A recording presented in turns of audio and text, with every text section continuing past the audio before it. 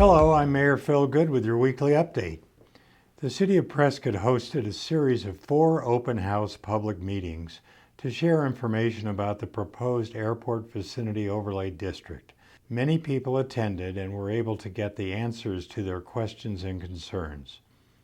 The next step in the process is the Planning and Zoning Commission public hearing, which will be continued this Thursday, October 13th at 9 a.m.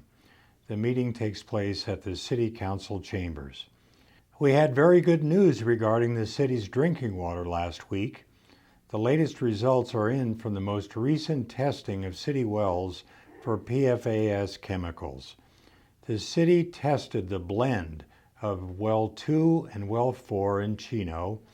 The samples taken on September 7th resulted in non-detectable contaminant levels, which is less than 1.9 parts per trillion for both PFOS and PFOA in these wells. We also received results showing that airport wells 2 and 3 were both non-detects for PFOA and PFOS. Airport well 5 continues to report high PFAS as expected.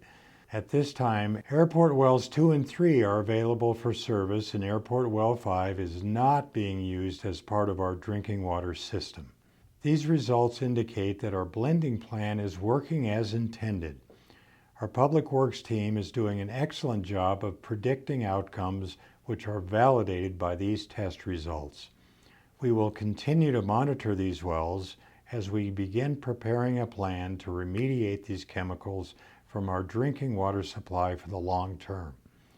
Regular testing of city wells will be ongoing to assure the safety of our drinking water quality. Below you will find links to further information. There will be no executive session or study session tomorrow. The voting meeting will begin at its regular time, 3 p.m. October 9th through 15th is Fire Prevention Week, and we'll be offering a proclamation to that effect.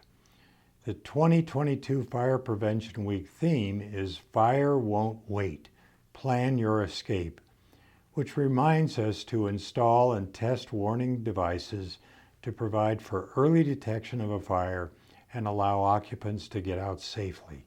There will be a festival on Cortez Street next to the Courthouse Plaza on Saturday, October 15th from 10 a.m. to 4 p.m. to celebrate National Fire Prevention Week's 100th year, as well as Smokey Bear's 78th birthday. The City of Prescott is a sponsor of this event, which will be great for the entire family and will include fire safety tips from experts. They're asking the public to help hydrate our heroes and bring a case of bottled water to support local fire department personnel. During the voting meeting, the City Council will be voting to accept 4 different grants totaling nearly $1,376,046.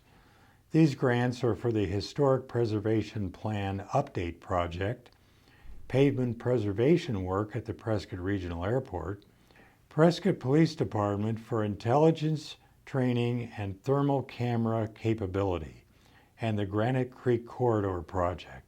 Obtaining grants such as these is an important way of allowing the city to do more with your tax dollars. I'm always pleased when I can end the update on great news.